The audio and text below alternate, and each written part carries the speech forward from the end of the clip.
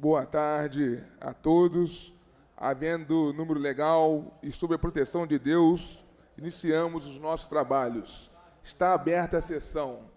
A presidência convida a deputada Dani Balbi para fazer leitura da ata da sessão anterior. Senhor presidente, a ata reflete com exatidão o ocorrido na 23ª sessão extraordinária, que, iniciada às 10h30, foi encerrada às 11h06. Obrigado. Lida e aprovada a ata, passa ao expediente inicial, onde eu convido o deputado Luiz Paulo para fazer uso da tribuna. Que perguntou o deputado Dani Balbi.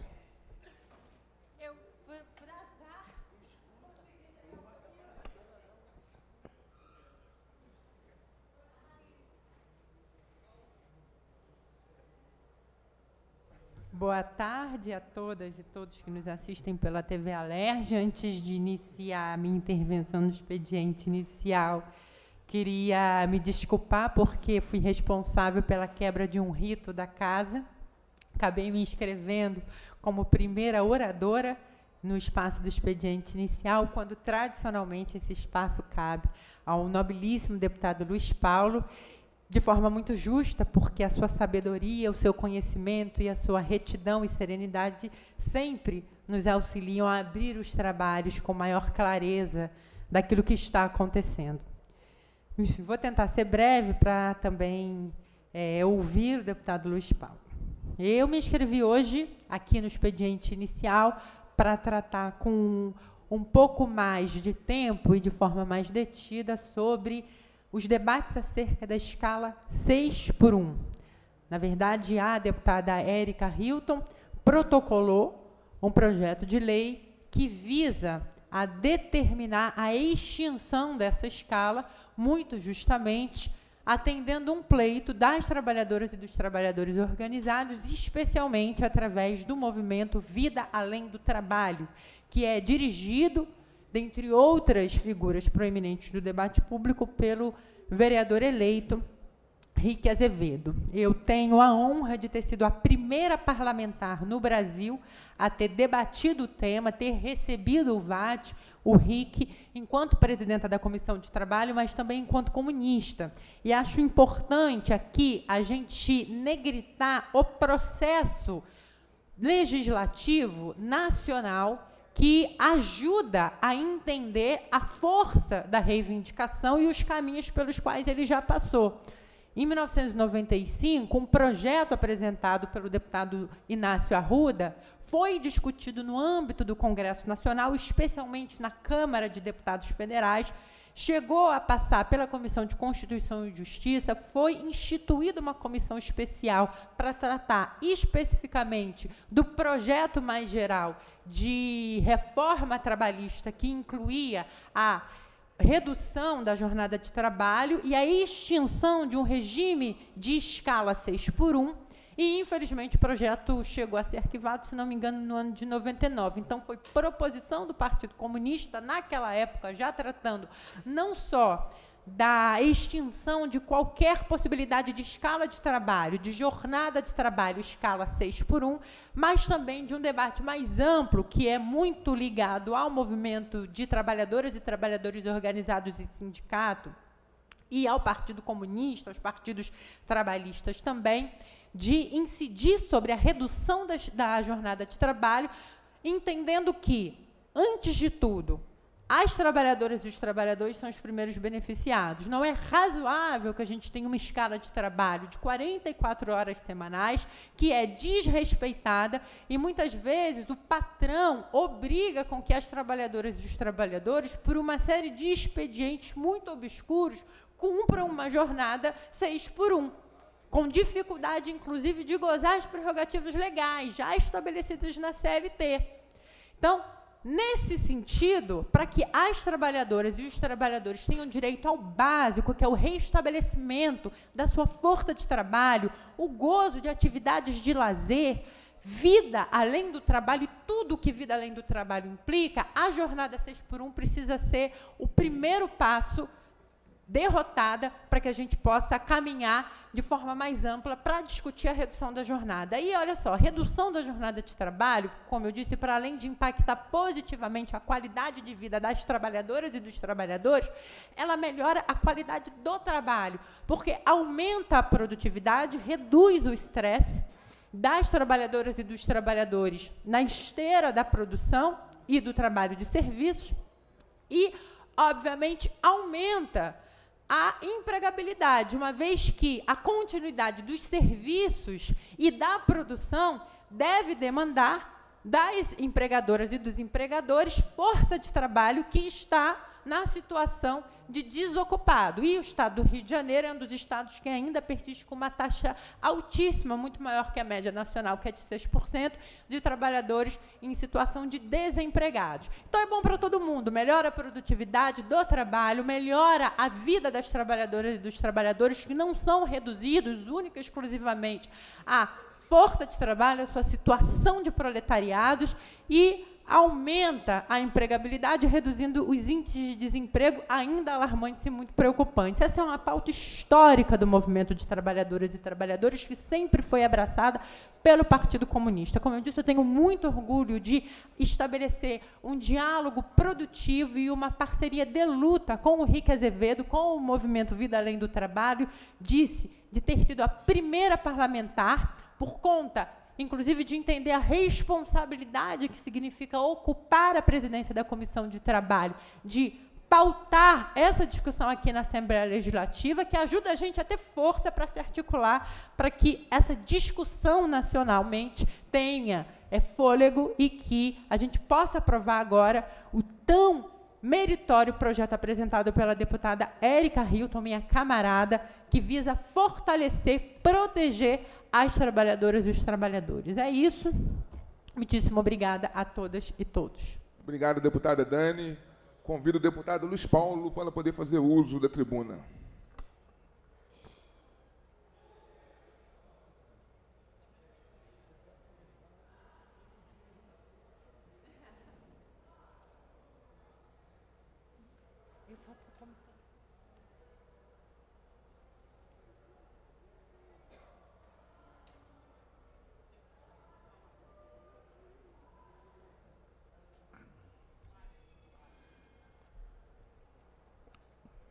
Cumprimentando o deputado Jari, presidente do expediente inicial, queria cumprimentar as senhoras e senhores deputados que nos assistem de forma remota ou presencial.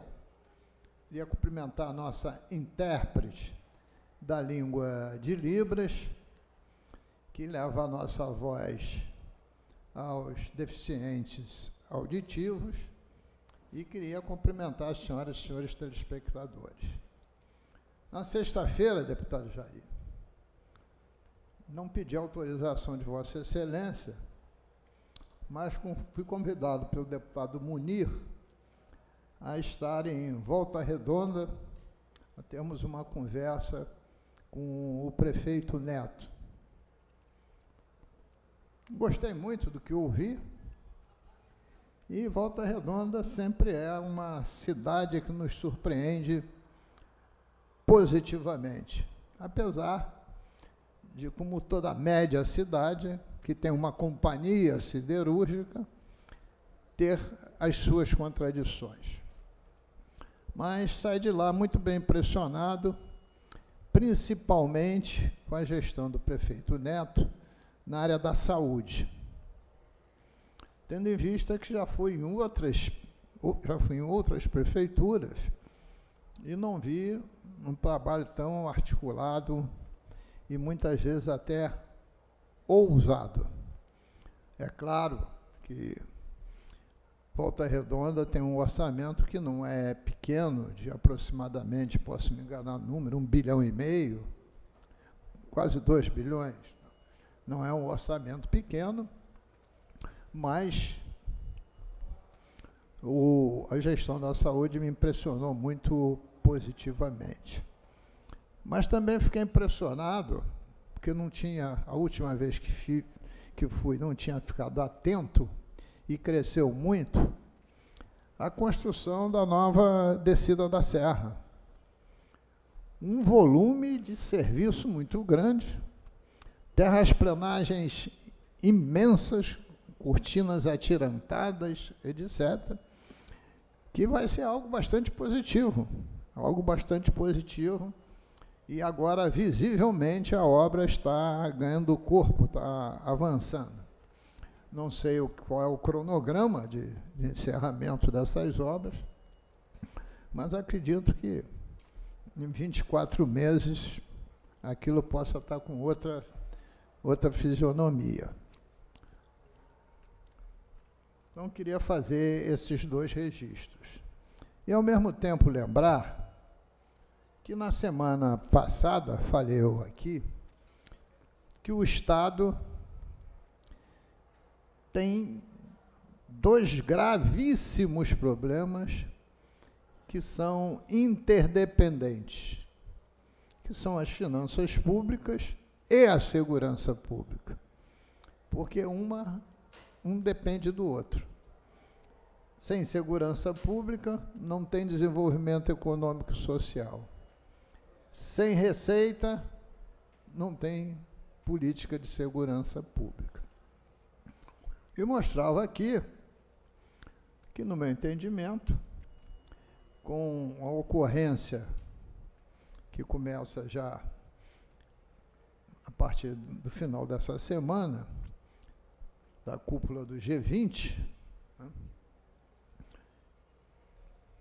onde já foi publicada uma GLO, né, isto é, a legislação decretada pelo presidente para reforçar toda a segurança da cidade nesse período, com utilização das Forças Armadas, da Polícia Federal, da Polícia Rodoviária Federal, com o fechamento do aeroporto Santos Dumont, de todo o aterro do Flamengo e até o eixo aterro Botafogo. Que toda essa segurança é necessária, mas, ao mesmo tempo, caracteriza que nós vivemos um estado de exceção, com um poder paralelo. E o que acontece no Rio de Janeiro,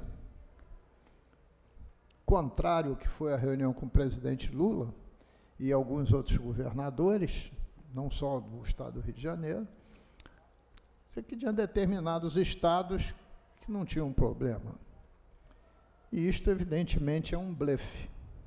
Na sexta-feira, estava eu voltando de Volta Redonda, na parte da tarde, e fiquei abismado.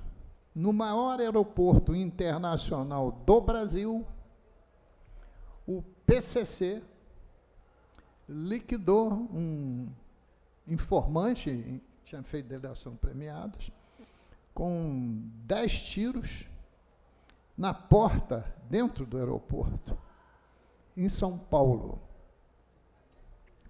Se isso não é poder paralelo, se isso não é estado de exceção, eu não sei mais o que é estado de exceção e poder paralelo. Aquilo parecia uma guerra civil, ou, quiçá, até um ato de terrorismo. Porque, nesses tiros, quem tivesse em volta, e era a luz do dia, salvo a memória, em torno de 4, 5 horas da tarde. Então, mais do que nunca, se faz necessário uma discussão profunda sobre essa PEC da segurança pública.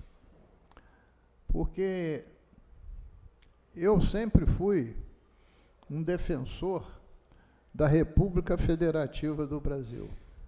Aliás, está escrito no nosso artigo 1º da Constituição Federal, que somos a República Federativa do Brasil.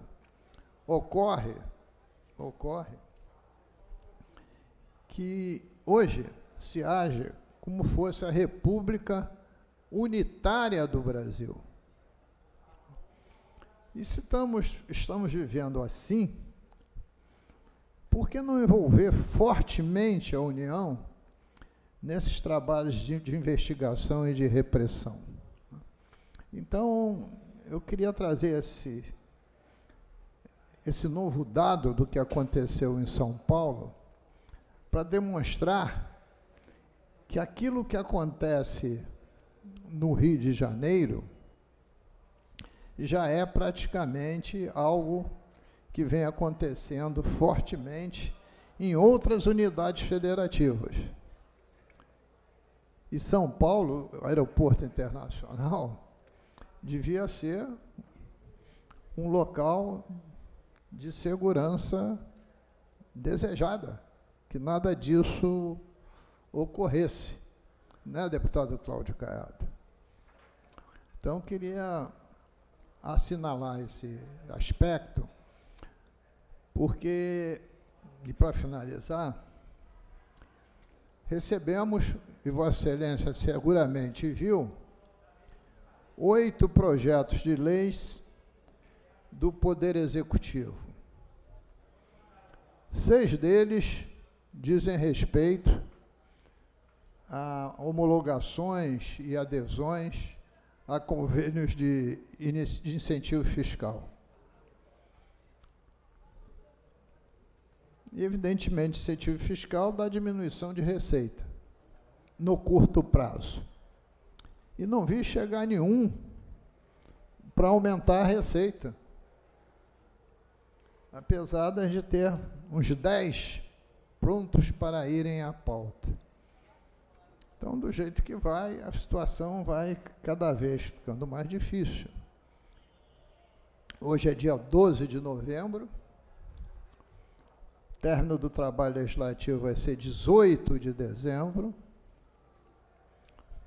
dia 15 agora é feriado, proclamação da República, sexta-feira, aí vem sábado, domingo, segunda e terça é feriado, 18 e 19, dia 20 é Zumbi dos Palmares,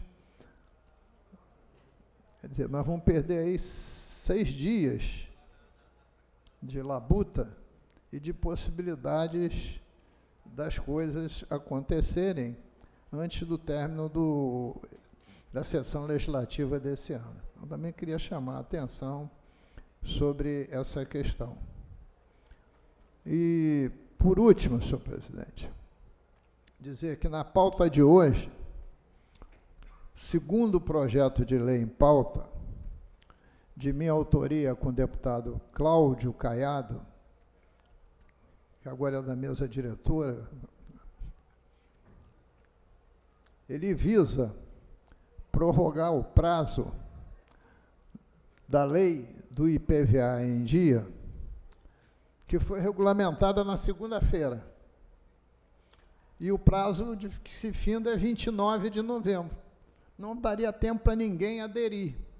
Então, na semana passada, a gente pediu pauta, o presidente acolheu, botou na pauta hoje, para que, aprovada, a gente possa ter esse prazo prorrogado, porque esse é um projeto de lei que é bom para os dois lados.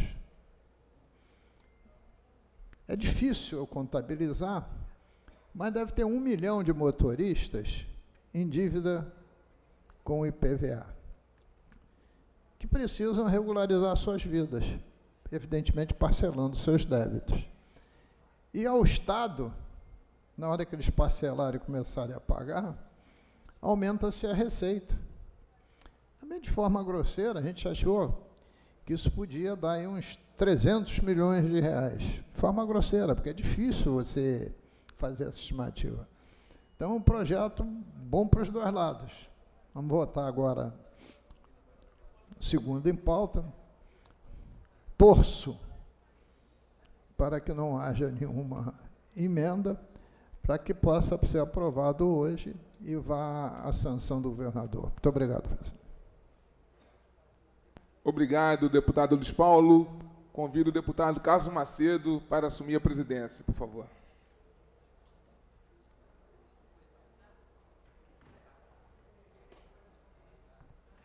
O próximo orador inscrito é o deputado Jair Oliveira. Vossa Excelência dispõe de 10 minutos pelo tempo regimental.